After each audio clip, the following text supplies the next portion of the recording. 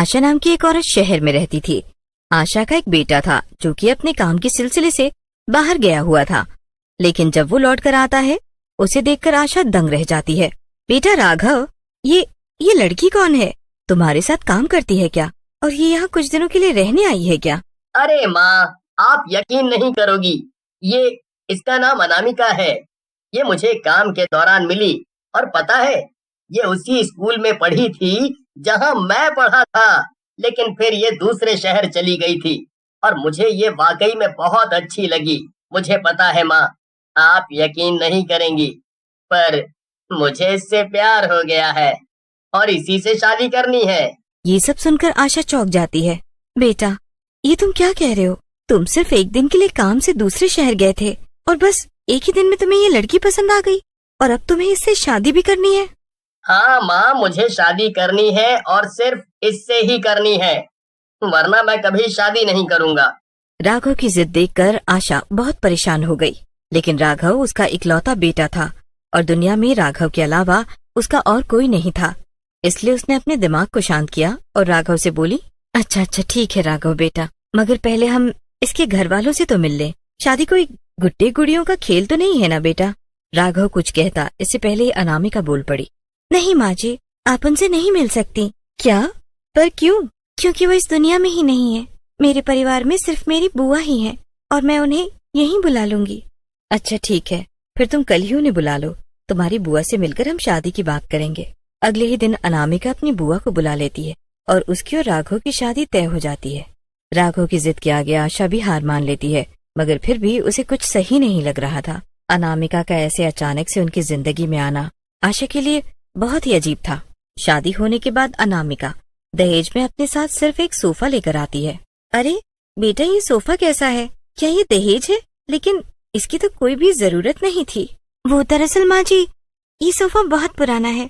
ये मेरे mummy papa की आखिरी निशानी थी, इसलिए मैं इसे अपने साथ ले आई। मेरे माता पिता की जान इसी सोफे पर बैठ कर गई थी, इसीलिए ये मेरे लिए बहुत खास है। ये सुनकर आशा थोड़ा हड़बड़ा जाती है। क्या तुम्हारे माँ पिताजी की मौत इस सोफे पर हुई थी? पर कैसे? वो मेरे पिताजी ने मेरी माँ को इसी सोफे पर गोली मार दी और फिर उन्होंने खुद को भी गोली मार दी। क्या? ये तुम क्या कह रही हो? कहीं तुम मजाक तो नहीं कर रही? भला ये सब तुमने मुझे पहले क्यों नहीं बताया? तभी वहाँ राघव आ जाता है और अपनी माँ से कहता है, माँ क्या तुम भी, भला इसमें बताने जैसा क्या था? और अनामिका ने मुझे बताया था इस बारे में। ये सोफा अनामिका के दिल के करीब है, इसीलिए ये यहीं रहेगा लिविंग रूम में। अच्छा ठीक है। फिर एक बार फिर राघव के आगे आशा की नहीं चली। आशा वहाँ से अपने कमरे में चली जाती है और सोचने लगती है, हे भगवान, मुझे तो कुछ भी ठीक नहीं लग रहा। इतनी जल्दी ऐसे शादी होना और फिर ये अनामिका का लाया हुआ सोफा, कुछ तो गड़बड़ जरूर है। आशा ये सब सोच ही रही थी कि तभी वहाँ अनामिका और राघव आ जाते हैं। माँ, हम दोनों पिक्चर देखने जा रहे हैं, आप घर का ध्यान रखना, ठीक है ना?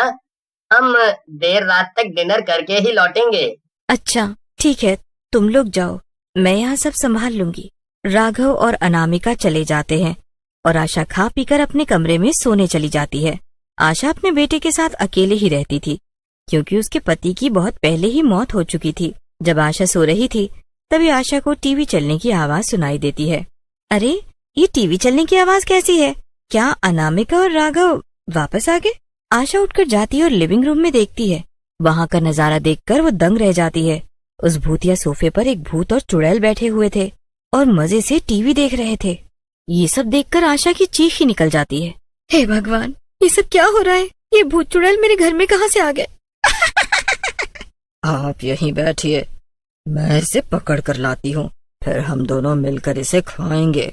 चुड़ैल की ऐसी बातें सुनकर आशा अपने कमरे की तरफ भागती है, लेकिन चुड़ैल उसका गला दबाकर उसे पकड़ लेती है। चुड़ैल आशा को मार देती है और उसकी लाश को ले जाकर सोफे के सामने रखी टेबल पर रख देती है। लेकिन तभी भूत की नजर आशा के हाथ पर पड़ती है। उसके हाथ में फोन था और भागते हुए आशा ने अपने बेटे को फोन मिला दिया था। फोन से आवाजें भी आ रही थी। अरे ये क्या किया तुमने?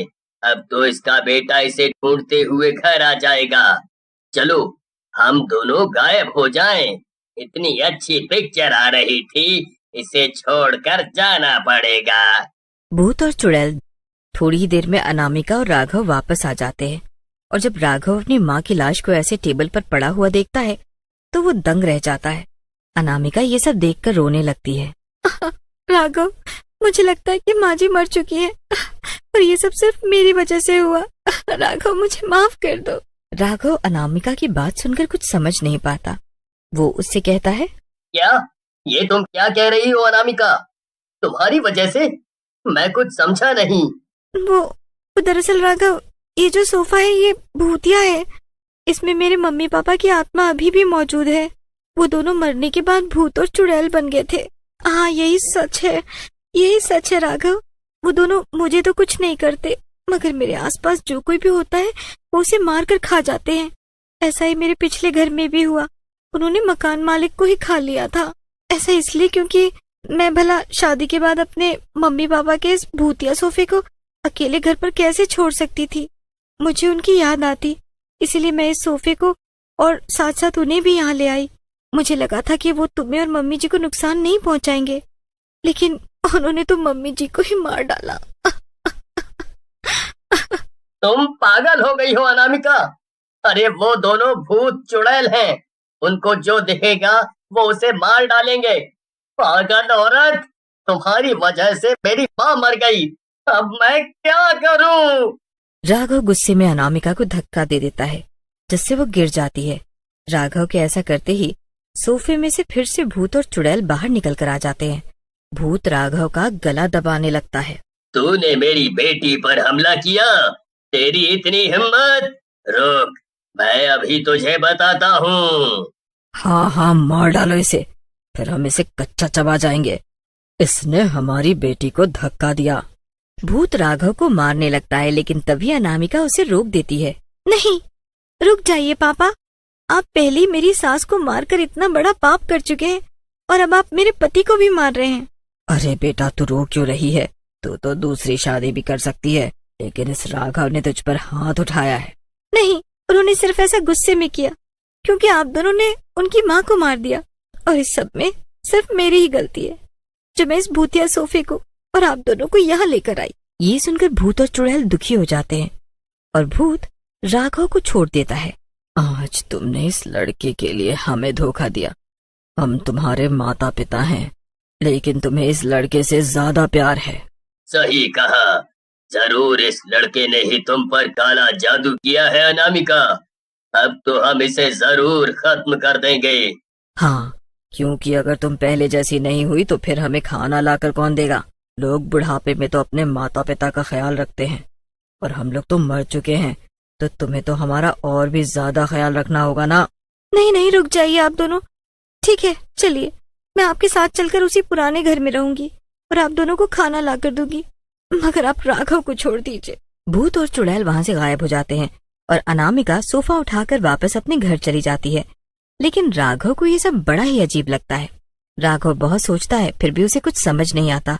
तभी उसे अनामिका की बुआ के बारे में याद आता है। वो उन्हें फोन करता है और उन्हें सब कुछ बता देता है। अरे माफ करना राघव, मैंने तुम्हें ये बात पहले नहीं बताई, मगर मुझे लगा था कि अगर अनामिका की शादी हो गई तब वो सोफा छोड़ देगी, लेकिन वो उसे भी अपने साथ ले गई। असल में बचपन में ही उसके माँ बाप की मौत हो गई थी। फिर अनामिका जिस घर में रहने गई वहाँ पर पहले से ही एक भूतिया सोफा था। उस सोफे में एक भूत और चुड़ैल का वास था। उन्हें जब अनामिका की मनोस्थिति का पता चला तब उन्होंने उसे वश में करके ये यकीन दिला दिया कि वही उसके माता पिता हैं। फिर वो सिर्फ अनामिका का इस्तेमाल कर रहे थे ताकि अनामिका सोफे को नए नए घरों में ले जाए और उन्हें खाने के लिए नए नए लोग मिल सके। हाँ, ये सब सुनकर राघव दंग रह जाता है। राघव फोन काट देता है और सीधा अनामिका के घर पहुंचता है।